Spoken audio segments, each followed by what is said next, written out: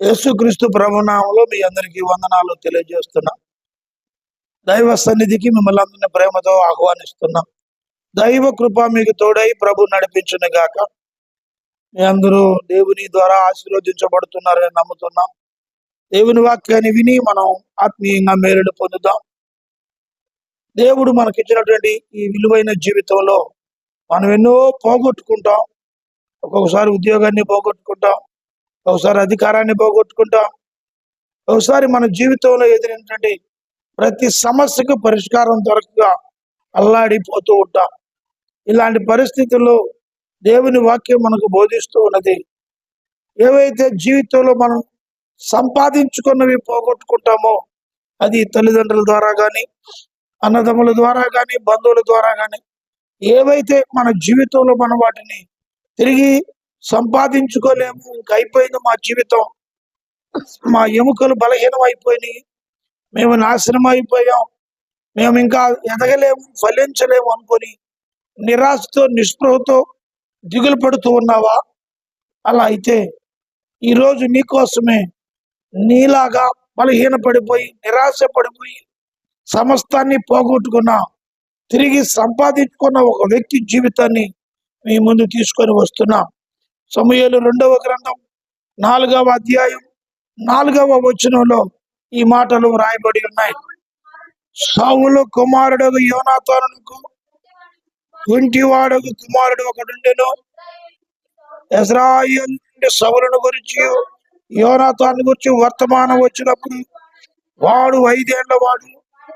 వాని దాది వారిని ఎత్తుకొని పరుగున పారిపోగా వాడు పడి కుంటివాడయ్యను.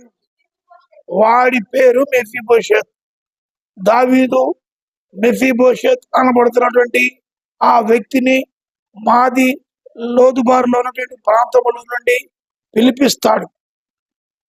ఎవరయ్యా ఈ మెఫీబోషెత్? ఏమిటి ఈ మెఫీబోషెత్ జీవితం అంటే? ఇశ్రాయేలీయుల ప్రజలకు మొట్టమొదటిగా రాజుగా దేవుడు సౌలును ఏర్పాటు చేస్తాడు. సౌలు అవిధేయుడైనందువల్ల అతని అవిధేయత రాజ్య పరిపాలన మీద ఏర్పడుతుంది. సౌలు అవిధేయత సౌలు కుమారుడైన యోనాతాను కుమారుడైనటువంటి మెఫీబోషెత్ అనగా సౌలు మనవడైన మెఫీబోషెత్ మీద పడుతుంది. సౌలు బలం కలిగిన వాడే, సౌలు భక్తి కలిగిన వాడే, సౌలు దేవుని యందు భయభక్తులు కలిగిన వాడే.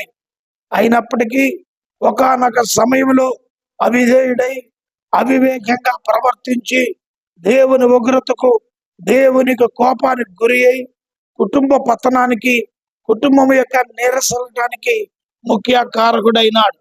2వ సమూయేలు గ్రంథంలో 3వ అధ్యాయంలో ఆయన మాట్లాడుతూ దావీదు కుటుంబం అంతకంతకు వర్ధిల్లెను, సౌలు కుటుంబము అంతకంతకు నీరసిల్లని రాయబడింది.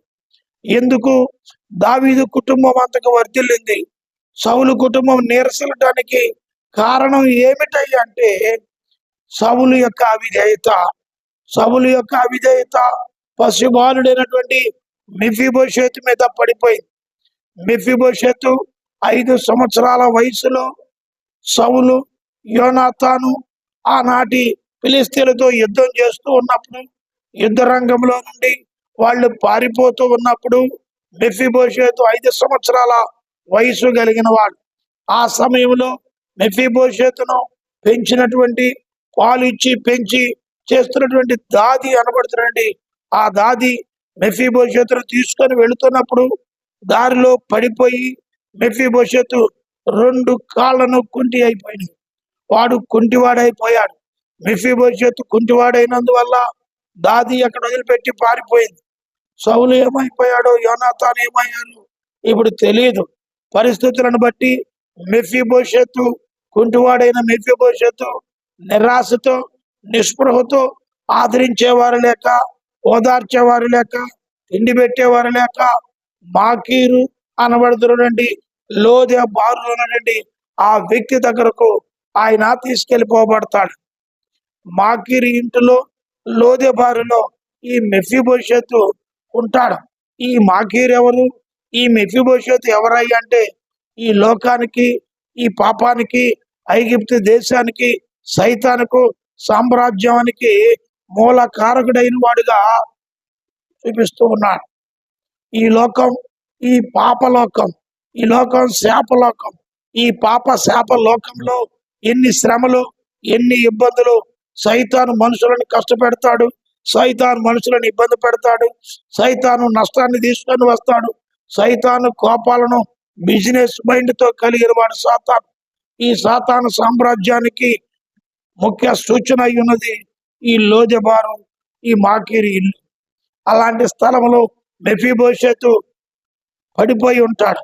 ఆ స్థలంలో ఉన్న మెఫీబోషెతుని తీసుకొని కుంటివాడైనటువంటి ఆ మెఫీబోషెతు ద్వారా వ్యాపారాన్ని ప్రారంభించి లాభాన్ని సంపాదించుకుంటాడు. ఆనాటి ఉన్నటువంటి లోదెబారులో ఉన్న మాకీరు. ప్రియ దేవుని బిడ్డలారా, రాజు వంశంలో పుట్టిన మెఫీబోషెతు, రాజు మనవడగా పెరిగిన మెఫీబోషెతు, గొర్రెలు మేకలు ఆస్తి సంపద కలిగిన మెఫీబోషెతు, ఎంతగానో బంగారు టుంగుటియల్లో ఎదిగి పెరగవలసినటువంటి ఆ యొక్క మెఫీబోషెతు పని వాళ్ళ చేతను, పని కత్తెల చేతను, చెలికత్తెల చేతను గొప్పవాడు అనిపించుకోవచ్చిన మెఫీబోషెతు రాజు తర్వాత, సౌలు రాజు తర్వాత మనవడగా ఎంతో ఉన్నతమైన హోదాలో ఉండి రాజ్య పరిపాలన చేయవలసిన మెఫీబోషెతు సౌలు యొక్క విధేయత వలన, కేవలం సౌలు యొక్క అవివేకపు పని వలన, సౌలు దేవుని పట్ల అనుచితముగా ప్రవర్తించినందువల్ల, సౌలు దేవుని మాట వినకపోయినందువల్ల, కుటుంబము యజమానుడు దేవుని మాట వినకపోతే దేవుడు ఆ కుటుంబం మీద శిక్షను అనే మేత పెట్టి ఆ బిడ్డలను దండించి తన దారి వైపుకు మళ్లించుకుంటాడు. దేవుడు మెఫీబోషెతు విషయంలో అదే చేశాడు. ఏమండి, గొప్పవాడిగా మెలగవలసిన మెఫీబోషెతు, ఎంతో ఆదరణతో మెలగవలసిన మెఫీబోషెతు, అనేకుల ప్రేమ మన్నన పొందవలసిన మెఫీబోషెతు ఈ దినాన మాకీరు ఇంటిలో, లోదెబారులో పాపానికి, శాపానికి, దుర్మార్గతకు, సైతానుకు సామ్రాజ్యమైన ఆ యొక్క నిలయంలో దిక్కు వాడిగా, ఆదరించేవాడిగా, ఆహారం లేనివాడిగా, వస్త్రం లేనివాడిగా, ఆ భిక్షగాడిగా 2 కాళ్ళు పోగొట్టుకొని దీనాతి దీనముగా ఆ స్థితిలో పడి ఉండటానికి కారణం సౌలు అవిధేయత. కుటుంబాలలో ఈనాడు అప్పులు పాలవుతున్నామంటే, కుటుంబంలో ఈనాడు శాంతి లేదంటే, కుటుంబంలో ఈనాడు నెమ్మది లేదంటే, కుటుంబంలో ఈనాడు మనం అనుకున్నటువంటి సమాధానం, శాంతి, సంతోషం, ఎదుగుదల, అభివృద్ధి లేకపోవటానికి కారణం ఏమిటండి? సౌలు లాంటి అవిధేయుడు కుటుంబంలో ఉంది. కుటుంబ యజమానుడు అవిధేయుడైతే, కుటుంబ యజమాని రక్షణ లేకపోతే, కుటుంబ యజమాని ప్రార్థన చేయకపోతే, కుటుంబ యజమాని దేవుని మందిరానికి రాకపోతే ఆ కుటుంబము ఆత్మీయంగా ఎదగు, లోకపరంగా కూడా దేవుడు ఎదగలేడు. బైబిల్ చెబుతూ ఉన్నది, కేవలము సౌలును బట్టి మెఫీబోషెతు కుంటివాడయ్యాడు. కేవలము సౌలును బట్టి మెఫీబోషెతు ఆ యొక్క రాజరికంలో పెరగవలసిన వాడు ఎక్కడో దేవునికి దూరమై సైతాను సామ్రాజ్యములు పెరిగి కష్టాలు పడుతున్నాడు. ఇలాంటి పరిస్థితుల్లో దావీదు స్నేహితులైనటువంటి సౌలు కుమారుడైనటువంటి యోనాతాను, దావీదులు బైబిల్ గ్రంథంలో నిజమైన స్నేహితుడు విడువక ప్రేమిస్తాడు. అలాంటి ప్రేమ కలిగిన యోనాతాను, దావీదులు ఒకానొక దినాన పొలములో ప్రమాణాలు చేసుకున్నారు. యోనాతాను అడుగుతాడు దావీదుతో, దావీదా, ఏ రోజుకైనా నీవు రాజ్యాన్ని పొందుతావు, జయిస్తావు, నువ్వు రాజు అవుతావు, అప్పుడు మా కుటుంబాన్ని పతనం చేస్తావు. అయితే నన్ను బట్టి, నేను నిన్ను ప్రేమించిన దాన్ని బట్టి నా కుమారులలో ఒకరినైనా బ్రతకనిచ్చి నా వంశాన్ని నిలబెట్టమని యోనాతాను దావీదుతో మాట్లాడినప్పుడు, దావీదు యోనాతాను ఇద్దరు కూడా ఒకానొక పొలములో ప్రమాణాలు చేసుకొని సాక్షిగా, వాళ్ళ ప్రేమకు గుర్తుగా, స్నేహానికి గుర్తుగా యోనాతాను దావీదుకు 4 వస్తువులు ఇచ్చి దావీదును సంతోషంగా సాగనంపి ప్రాణాపాయం నుండి తప్పిస్తాడు. ఇది దేవుని కృప. అలా కొంతకాలం జరిగిపోయిన తర్వాత ఒక రోజున దావీదు షేబ అనబడుతున్న తన పనివాడిని పిలిచి ఈ మాట మాట్లాడతాడు. 2వ సమూయేలు గ్రంథం 9వ అధ్యాయం మొదటి వచనాన్ని మనం చదవగలిగితే, యోనాతానుని బట్టి నేను ఉపకారం చూపుటకు సౌలు కుటుంబములో ఎవడైనా ఉన్నాడా అని దావీదు అడిగెను. సౌలు కుటుంబానికి సేవకుడుగా ఉన్నటువంటి షేబా ఒకడు ఉన్నాడు. అతడు దావీదును దుఃఖ పిలుపునంపిరి. కాబట్టి రాజు, షేబా నీవే కదా అని అడుగుగా, నీ దాసునని నేను షేబానను. ఆ రాజు, యెహోవా నాకు దయ చూపినట్లు నేను ఉపకారం చేయుటకు సౌలు కుటుంబములో ఎవడైనా ఉన్నాడా అని అడగగా, షేబా యోనాతానునకు కుంటికాలు గల కుమారుడు ఒకడున్నాడని రాస్తూ గమనించగలిగారా? ప్రేమ కలిగిన వాడు దావీదు, దయ కలిగిన వాడు దావీదు, వాత్సల్యత కలిగిన వాడు దావీదు, స్నేహానికి మించినటువంటి ప్రేమను కలిగిన దావీదు యోనాతానుని బట్టి తన దగ్గర పనిచేస్తున్నటువంటి సౌలు కుటుంబానికి చెందిన పనివాడైన షేబాను పిలిపిస్తాడు. షేబా, నీవు షేబావేనా అంటే రాజుతో ఆ షేబా అంటాడు, అయ్యా అవును నేను షేబాను అంటాడు.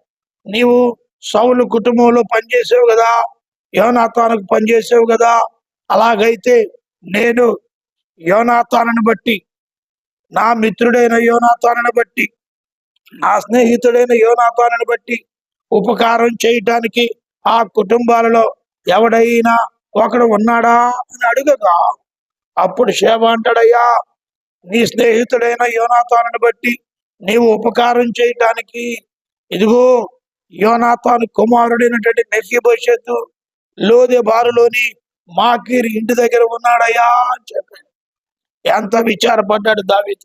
రాజు కుటుంబంలో పెరగవలసిన వాడు, రాజవంశంలో పెరగవలసినారు, రాజుగా బంగారు టంగుటియాల మీద కూర్చొని అనేకులని ఏలవలసిన వాడు, పరిపాలన చేయవలసిన వాడు, ఆజ్ఞలు జారీ చేయవలసిన వాడు, ఇప్పుడు దిక్కులేని వాడిగా సమస్తాన్ని పోగొట్టుకొని, రాజ్యాన్ని పోగొట్టుకొని, స్వాస్థ్యాన్ని పోగొట్టుకొని, తండ్రి సంపదను పోగొట్టుకొని, తాత సంపదను పోగొట్టుకొని, ప్రేమను పోగొట్టుకొని, ఏమండి తల్లిదండ్రుల ప్రేమ, అన్నదమ్ముల ప్రేమ, అక్కచెల్లెల ప్రేమ, ఈ లోకపు బంధుత్వాలు సమస్తాన్ని పోగొట్టుకొని, కాళ్ళు కూడా పోగొట్టుకొని, నడవలేక దిక్కులేక మాకీరు ఇంటిలో లోదెబారులో పడి ఉన్నాడని తెలుసుకున్న దావీదు జాలిపడ్డాడు, బాధపడ్డాడు, ఏడ్చాడు.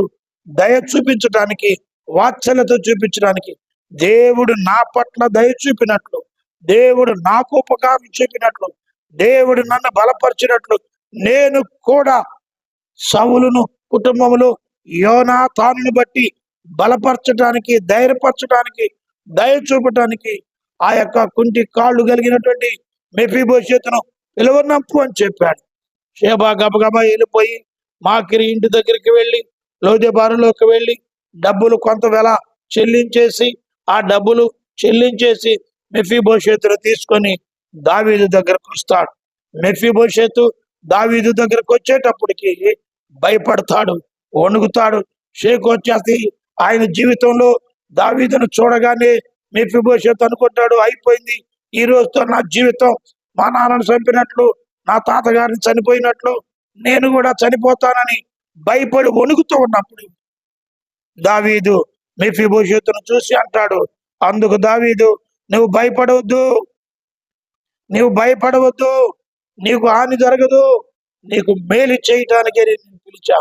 నీ జీవితంలో మీ తాత ద్వారా, మీ తండ్రి ద్వారా సంపాదించిన స్వాస్థ్యాన్ని, సంపదను, ఆస్తిని, పొలాలను, గొర్రెలను, మేకలను, దాసులను, దాసీలను, పనివాళ్లను, నీ ఇంటి స్థలాలను, నీకు కలిగి ఉన్న సమస్త స్వాస్థ్యాన్ని నువ్వు పోగొట్టుకొని దిక్కు లేనివాడిగా, దరిద్రుడిగా ఎక్కడో పడిపోయి ఉన్నావు. అయితే వాటన్నిటినీ ఈ దినాన నీకు తిరిగి ఇవ్వటానికి, నీ స్వాస్థ్యాన్ని నీకు అప్పగించటానికి నేను నిన్ను పిలిపించాను. ఇదిగో నేను నీకు మేలే చేస్తానని చెప్పి 2వ సమూయేలు గ్రంథం 9వ అధ్యాయం 7వ వచనంలో దావీదు, అందుకు దావీదు, నీవు భయపడవద్దు, నీ తండ్రి అయిన యోనాతాను నిమిత్తము నిజంగా నేను ఉపకారం చూపి నీ పితరుడైన సౌలు భూమి ఎంతో నీకు మరలా ఇప్పిత్తును, మరియు నీవు సదాకాలము నా భోజనం బల్ల యొద్ద భోజనం చేయదువు. మరి ఆ దేవుని బిడ్డలారా, గమనించగలిగితే యేసుక్రీస్తు ప్రభు వారు కూడా మానవులైన మనలను ఆహ్వానిస్తున్నాడు. ప్రయాసపడి భారం మోస్తున్న సమస్త జనులారా, నా యొద్దకు రండి, నేను మీకు విశ్రాంతిని కలుగజేస్తును. నేను దీన మనసు గలవాడును, నా యొద్ద కాడి ఎత్తి నేర్చుకొనడి, నా కాడి సులువైనది తేలికైనదని ఆయన మత్తయి సువార్త 11:28లో ఆయన మనతో ఆహ్వానాన్ని పలుకుతున్నాడు. అంటే మానవుడు ఎక్కడున్నాడు? భారంతో ఉన్నాడు. ఏ భారం అది? 1 పాప భారం, 2 కుటుంబ భారం, 3 సమాజ భారం, 4 ఆరోగ్య భారం. ఈ రకంగా మానవుడు బాధల్లో పడటానికి కారణం ఏమిటయ్యా అంటే, సౌలు ఎట్లా అవిధేయుడయ్యాడు? మానవ జీవితంలో మొట్టమొదటి మానవుడైన ఆదాము అవ్వలు ఏదైనా తోటలో పరిశుద్ధంగా జీవించి, పవిత్రంగా జీవించి, దేవునితో ముచ్చటించి, దేవుని సహవాసం కలిగి, పరిశుద్ధత కలిగి, ఆనందంగా, నెమ్మదిగా, సంతోషంగా ప్రతి దినము దేవునితో గడిపి ఎంతగానో ఏదైనా తోటలో ఆనందించేటువంటి జీవితాన్ని దేవుడు వారికి ఇచ్చారు. ఏదైనా తోట పరలోకానికి సూచనగా ఉన్నది. అంత ఆనందాన్ని, అంత సంతోషాన్ని, అంత నెమ్మదిని దేవుడు మొదట మానవులకు ఇచ్చి, కీర్తన 8వ అధ్యాయం ప్రకారము జంతువులను, పక్షులను, జలచరాలను, సముద్రపు జలచరములను అన్నిటిని కూడా ఆదాము కాళ్ళ కింద పెట్టి, సాతానును కూడా ఆయన కాళ్ళ కింద పెట్టి నువ్వు ఏలుదు అని చెప్పాడు. బైబిల్ అంటుంది, ఆదికాండంలో రాయబడి ఉంది ఏమిటంటే, యెహోవా నరులను ఆశీర్వదించెను, ఎట్లనగా మీరు విస్తరించి అభివృద్ధి చేసి బలపడి స్థిరపడి మీరు ఏలండి అని చెప్పారు. ఏలమని చెప్పి ఎంతగానో అధికారం ఇస్తే, మొదటి ఆదాము అవిధేయుడై సైతానుకు లొంగి వంగి తన జీవితాన్ని సైతాన్ చేతిలో పెట్టి ఆజ్ఞను అతిక్రమించి అవిధేయుడై పాపం అనే దాన్ని తెచ్చి దేవునికి కోపాన్ని కలిగించినందువల్ల దేవుడు బాధపడి చర్మపు సొక్కాలను ఇచ్చి ఏదైనా తోటలో నుంచి బయటికి నెట్టేసి శాపాన్ని ఇచ్చాడు. నీవు మన్నైపోతావు, నీవు నేల పంట తింటావు, చెమట కారుతావు, తిరిగి నీవు మట్టిలో నుండి తీయబడ్డావు కనుక మట్టి అయిపోతావని అక్కడ దేవుడు మొదటి ఆదాముతో మాట్లాడతాం. అలా భారమైపోయి సహవాసం దూరమై ఆజ్ఞను అతిక్రమించినందువల్ల దేవుని మహిమను పోగొట్టుకున్నారని పౌలు రోమా పత్రికలో మాట్లాడతాడు. ఏ భేదము లేదు, అందరూ పాపం చేసి దేవుడు అనుగ్రహించి మహిమను పొందలేకపోతున్నారని రాయ. అవునండి, మొదటి ఆదాము మెఫీబోషెతు ఏ విధంగా అయితే లోదెబారులోని మాకిరి ఇంటి దగ్గర పడిపోయి ఉన్నాడో, చెడిపోయి ఉన్నాడో, అలాగే మొదటి ఆదాము ద్వారా అవిధేయత వల్ల, పాపం వలన శాపం తెచ్చుకొని దేవుని కోపాన్ని గురి అయి, పాపం వలన దేవుని సహవాసానికి, దేవుని సన్నిధికి, దేవుని ప్రేమకు దూరమై దేవుని ఉగ్రతకు పాత్రుడయ్యాడు. అలా దేవుని ఉగ్రత నుండి తిరిగి మానవుణ్ణి ఏదైనా తోట అనుభవంలోనికి, ఏదైతే మానవుని పోగొట్టుకున్నాడో, ఏ ప్రేమనైతే దూరం చేసుకున్నాడో, ఏ సహవాసం అయితే దూరమైందో, ఏ సన్నిధి అయితే దూరమైందో, ఏ దీవెనైతే దూరం అయిపోయిందో, ఏ యొక్క ఆశీర్వాదాలు మానవుడు పోగొట్టుకున్నాడో ఆ ఆశీర్వాదాలన్నీ తిరిగి సంపాదించి ఇవ్వటానికి ఈ లోకంలో యేసుక్రీస్తు ప్రభు ఆహ్వానించాడు. అలాగూ సౌలు అవిధేయతను బట్టి మెఫీబోషెతుకు దావీదు ఎలాగ ఆహ్వానించి మెఫీబోషెతుకు షేబానిచ్చి, ఇదిగో నీ యజమాని కుమారుడు కదా, నీవే ఈ స్వాస్థ్యాన్ని అంతటిని కాపలా ఉండి నీ యొక్క యజమాని కుమారుడైన మెఫీబోషెతును నీవు పనివాడిగా ఉండి సహకారిగా ఉండు. మెఫీబోషెతు నా భోజన బల్ల దగ్గర సదాకాలం ఉంటాడు అంటే, మెఫీబోషెతు చనిపోయే వరకు దావీదు బల్ల దగ్గర సదాకాలం ఉన్నాడు. ఆ విధంగా దేవుని దయ వలన, దావీదు చూపిన ప్రేమ వలన మెఫీబోషెతు ఏదైతే పోగొట్టుకున్నాడో అది సంపాదించుకోగలిగాడు కేవలము దావీదు సన్నిధికి రావటం వల్ల. దావీదు యేసు ప్రభు వారికి సూచనగా ఉన్నాడు. దావీదు భోజనం వల్ల దేవుని యొక్క సన్నిధికి సూచనగా ఉన్నది. అలాగే పాపములో, శాపములో, కోపములో కొట్టుమిట్టాడుతున్న మనల్ని యేసు క్రీస్తు రక్తము ద్వారా, శిలువ మరణము ద్వారా, పునరుద్ధానము ద్వారా ఆయన మనల్ని నడిపించి తన సన్నిధికి తీసుకొని వచ్చి అన్నాడు, ఇదిగో ఇది మొదలుకొని నువ్వు నా దగ్గరకు వచ్చావు గనక, నా సన్నిధికి వచ్చావు గనక, మొరపెట్టావు గనక, నా మాట విన్నావు గనక, ఇది మొదలుకొని నేను మిమ్మల్ని ఆశీర్వదిస్తాను. మానవ జీవితంలో మనం ఏదైతే పోగొట్టుకున్నామో, ఉద్యోగమా, ఆస్తి, సంపద, నెమ్మద, సమాధానమా, ఏదైతే నీ జీవితంలో పోగొట్టుకున్నావో అది తిరిగి నువ్వు సంపాదించుకోవాలి అంటే నువ్వు రావాల్సినది దేవుని సన్నిధికి. దేవుని సన్నిధి కనుక నువ్వు వచ్చి ఆయన సన్నిధిలో ఆయన మాట విని లోబడి విధేయత కలిగి ప్రార్థన చేసి పాపములు ఒప్పుకుంటే, మన పాపములను ఒప్పుకునేలా ఆయన నమ్మదగిన వాడు, నీతిమంతుడు, సమస్త దుర్నీతి నుండి మనల్ని పవిత్రులుగా చేస్తాడు. నువ్వు పోగొట్టుకున్న దాన్ని తిరిగి ఇవ్వటానికి ఏకైక సమర్థుడు నేను ప్రకటిస్తున్నా నజరేయుడైన యేసు. యేసు ప్రభు నిన్ను ప్రేమించాడు. యేసు ప్రభు నీ మీద కృప చూపాడు. యేసు ప్రభు నీ మీద జాలి చూపాడు. ఆయన కృప కలిగిన వాడు, జాలి కలిగినాడు, దయ కలిగినాడు కనుక దావీదుకు చూపిన శాశ్వతమైన కృప దేవుడు నీకు చూపాలంటే నువ్వు ఆయన సన్నిధికి రా. మోకరిల్లు ప్రార్థన చేయి. ప్రభువా, నేను తప్పు చేశాను, నన్ను క్షమించని ఆయన సన్నిధిలో నువ్వు ప్రార్థన చేసి ఆయనకు లోబడితే సమస్తాన్ని దేవుడు నీకు పోగొట్టుకున్న తిరిగి ఇవ్వగలడు. దేవుడు ఈ మాటలు దీవించి ఆశీర్వదించును గాక. ఆమేన్. ప్రార్థన చేసుకుందాం. కృప కలిగిన మా తండ్రి, నీకు వందనాలు.